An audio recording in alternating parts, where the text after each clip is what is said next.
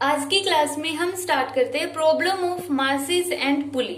यहाँ पर हम क्या लेते हैं, एक पुली लेते हैं। ये हो गई पुली और इसके साथ हमने ये रोप लगा दी है। ये रोप इसके ऊपर से गई और इसके दोनों एंड्स पर हमने मासेस को सस्पेंड कर दिया। तो यहाँ पे क्या हो गए, दो मास हैं, एक का मास है कैपिटल एम और दूसरे का मास है स्मॉल एम। यहाँ पर हमने मान लिया कि जो कैपिटल एम है वो ग्रेटर है स्मॉल एम के कंपैरिजन में।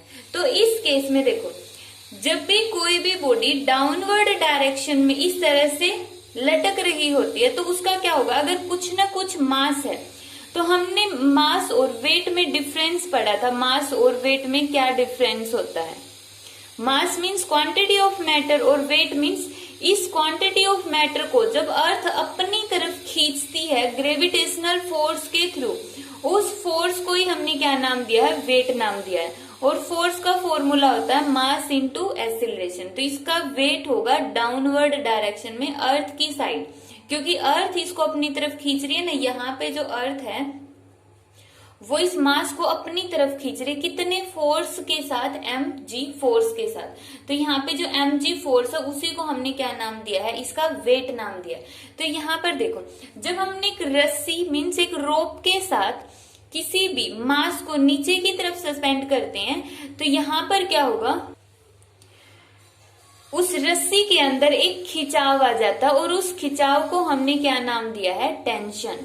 टेंशन जैसे ही मास डाउनवर्ड डायरेक्शन में एक्ट करेगा, रोप के अंदर एक टेंशन आ जाएगी और उस टेंशन की डायरेक्शन कहां पर होगी, अपवर्ड डायरेक्शन में होगी, मीन्स ऊपर की तरफ होगा। वेट बॉडी का डाउनवर्ड डायरेक्शन में लगेगा और उस रोप के अंदर जो टेंशन होगी वो अपवर्ड डायरेक्शन में लगेगी। तो इन दोनों के अंदर भी देखो, इसका मास था कैपिटल एम तो इसका वेट हो गया कैपिटल एम जी, इसका मास था स्मॉल एम तो इसका वेट कितना हो गया, स्मॉल एम जी, और दोनों की डायरेक्शन हो गई डाउनवर्ड डायरेक्शन में। तो वेट डाउनवर्ड डायरेक्शन में लग रहा है तो दोनों की रोप में जो टेंशन आएगी वो कहां पर आएगी, ऊपर की तरफ आएगी। अब देखो, इसके अंदर मास कौन सा लिया हमने, बड़ा, कैपिटल एम बड़ा मास लिया। तो इसका मतलब जो ये पुली है इस तरफ मूव करेगी, यहां से तो वो ऊपर की तरफ जाएगी। ये हमें खुद सोचना पड़ेगा, मीन्स इसका कोई मेथड नहीं है, हमें खुद लॉजिक लगाना है कि अगर हम एक रोप ले लेते हैं, यहाँ पर अगर हैवी वेट है, यहाँ पर वेट ज्यादा है तो जो मोशन होगी वो डाउनवर्ड डायरेक्शन में होगी, और अगर यहाँ पर वेट ज्यादा है तो मोशन इस तरफ होगी डाउनवर्ड डायरेक्शन और यहाँ से ऊपर जाएगा।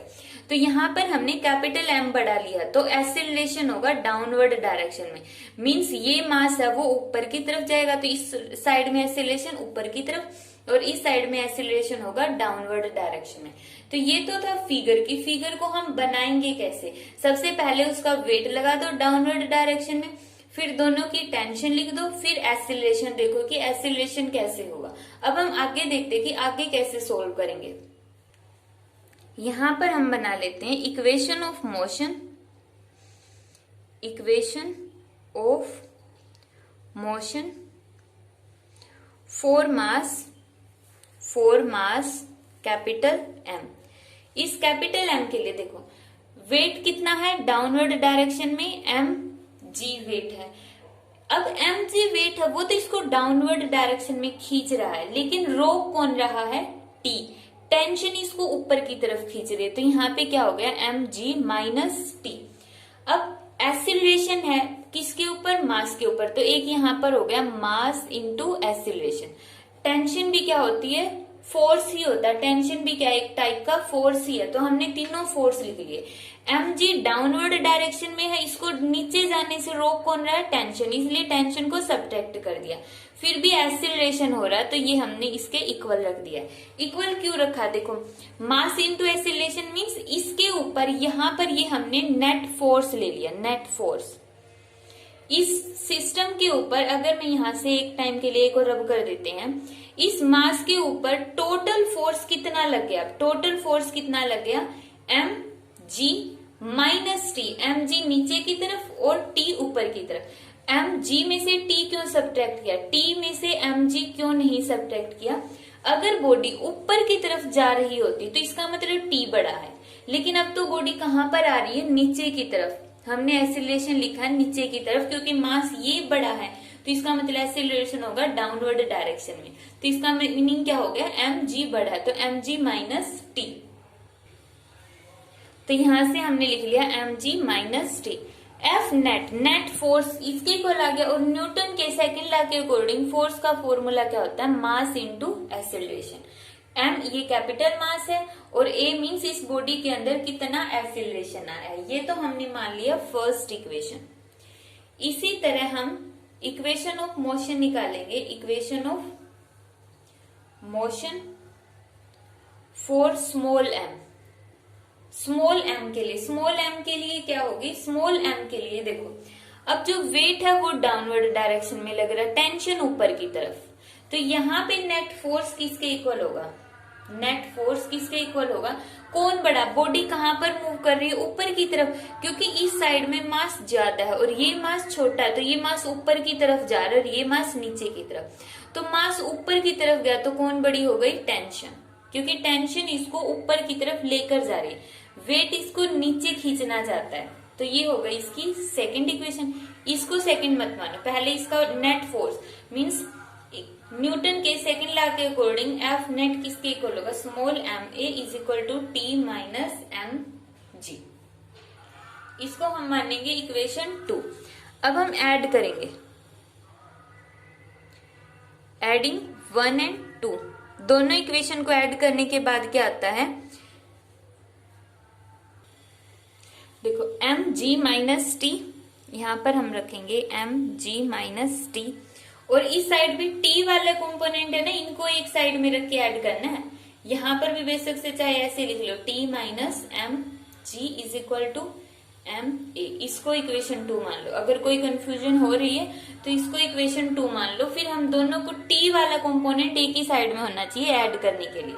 तो इसके अंदर हमने ये ऐड किया है, T minus M G is equal to, इस साइड में क्या होगा, capital M A plus small M A. T से टी कैंसिल, इस साइड से क्या कॉमन निकल गया, जी, अंदर बच गया capital M minus small M, यहां से निकला ए, अंदर बचा capital M plus small M.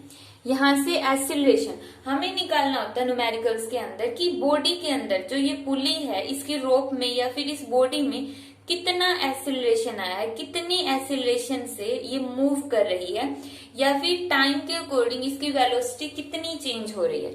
तो ए की वैल्यू कितनी निकल गई, जी एज इट इज, ऊपर आएगा एम माइनस स्मॉल एम और नीचे आएगा capital M plus small M. ये हो गया एक्सीलरेशन इन पुली निकालने का फॉर्मूला। ये 100% लर्न करना है। डायरेक्ट फॉर्मूला अगर यूज करना चाहते हो, अगर लर्न नहीं करोगे तो फिर वही अपना माइंड यूज करना कि कैसे हमें करना और दोबारा से कैलकुलेट करना। कोई कंपलसरी नहीं है, बट अगर न्यूमेरिकल को हम फास्टली करना चाहते हैं तो फॉर्मूला याद होना चाहिए। क्या है, A is equal to G capital M minus small M divide by capital M plus small M. अब दूसरा न्यूमेरिकल में पूछते हैं कि इस रोप के अंदर कितनी टेंशन आई, मतलब जब हमने एक बॉडी को, किसी भी बॉडी को इस रोप के साथ नीचे लटका दिया तो इसके अंदर जो खिंचाव आया, जो टेंशन आई है वो कितनी होगी, उसकी वैल्यू कितनी होगी। तो यहां से हम टेंशन की वैल्यू कैलकुलेट करते हैं। टेंशन की वैल्यू कैलकुलेट करने के लिए हम ए की वैल्यू पुट कर देंगे। जैसे इसमें मान लेते हैं इक्वेशन फर्स्ट में स्मॉल ए की वैल्यू यहां पे पुट कर दो इक्वेशन फर्स्ट में। यहां पे जब हम वैल्यू पुट करेंगे तो कितनी आएगी, M G minus T M, साथ में बोलो ए की वैल्यू कितनी थी, जी, और यहाँ पे capital M minus small M divide by capital M plus M. ये थी हमारे पास इसकी वैल्यू। अब इसको हमें सिंपली सोल्व करना है। सोल्व करने के लिए यहां से ब्रैकेट खोलो तो capital M ji M minus M divide by M plus M. हमें निकालनी टी की वैल्यू, तो टी को एक साइड में रखेंगे और बाकी सारे फैक्टर एक साइड में। टी माइनस में है तो टी को राइट साइड में लाओ और जो ये टर्म है इसको लेफ्ट साइड में ले आओ। तो यहाँ पे क्या बन गया, एम जी माइनस ये वाला factor M ji M minus small M divide by M plus small M. Is equal to T, इस साइड जाके टी किसका हो जाएगा, प्लस का। यहां से क्या निकल रहा है कॉमन, एम जी, अंदर क्या बच गया 1 minus capital M minus small M divide by capital M plus small M is equal to T M G. यहां से एलसीएम कितना आएगा, capital M plus small M, इसका नीचे कितना है 1, 1 की प्रोडक्ट इसके साथ करोगे तो capital M plus small M, minus bracket से बाहर माइनस हो तो अंदर वाले सारे साइन चेंज हो जाएंगे, इज इक्वल टू टी। तो यहां से कितना आ गया, टी की वैल्यू आ गई स्मॉल एम 2 एम फिर स्मॉल एम जी और divide by M plus M, ये आ गई टेंशन की वैल्यू। तो ये डायरेक्ट फॉर्मूला यहां से भी अगर न्यूमेरिकल जल्दी से सॉल्व करने हैं तो ये फॉर्मूला याद रखोगे, वरना तो ये सारी कैलकुलेशन करनी पड़ेगी जब भी हम न्यूमेरिकल सॉल्व करेंगे। तो यहां से टेंशन का फॉर्मूला क्या होगा, 2 M G divide by M plus M. अब इस क्वेश्चन में इन्होंने क्या दिया है कि 2 मासेज, 2 मास दिए हुए, फर्स्ट मास तो कितना है 3 किलोग्राम का है और सेकंड मास कितना है 4 किलोग्राम का, are connected to 2 free end of a inextensible string which passes over a frictionless pulley. जो ये फ्रिक्शनलेस पुली के ऊपर हमने सस्पेंड कर दिया है, उसके बाद इन्होंने क्या बोल दिया कि वो इसको हमने फिक्स कर दिया, यहां पर ऊपर की तरफ हमने इसको फिक्स करके नीचे सस्पेंड कर दिया है।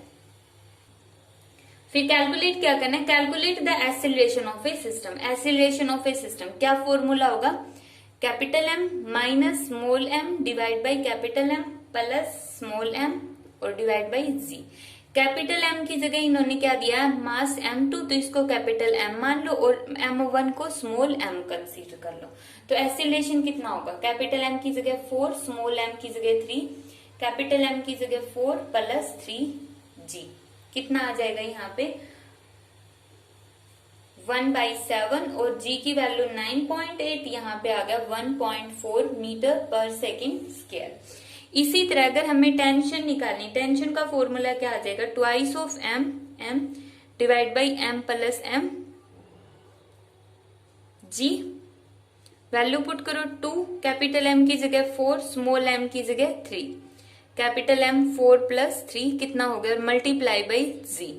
इसको सोल्व करने के बाद आंसर आएगा 33.6 न्यूटन। टेंशन क्या होती है, एक टाइप की से फोर्स ही होती है, इसलिए टेंशन की यूनिट क्या आ गई यहाँ पे, न्यूटन। ये तो टेंशन की वैल्यू आई है कि इस स्ट्रिंग के अंदर टेंशन कितनी होगी। अगर टोटल टेंशन निकालनी पड़ जाए, टोटल टेंशन, एक साइड में T है दूसरी साइड में भी कितनी है T, तो टोटल कितनी हो गई T प्लस T, कितना आ गया 2T। 2T की वैल्यू कितनी है 33.6, तो टोटल कितनी आ गई 67.2 न्यूटन। तो ये तो इसकी फर्स्ट टाइप है कि जब कोई भी 2 मासेस दिए होंगे तो हम डायरेक्ट फॉर्मूला यूज कर सकते हैं। इक्वेशन बनाने वाले क्वेश्चन इसके नेक्स्ट पार्ट में आएंगे। ये 2 न्यूमेरिकल्स तुम्हें सोल्व करने और इनका सॉल्यूशन नेक्स्ट वीडियो में आएगा।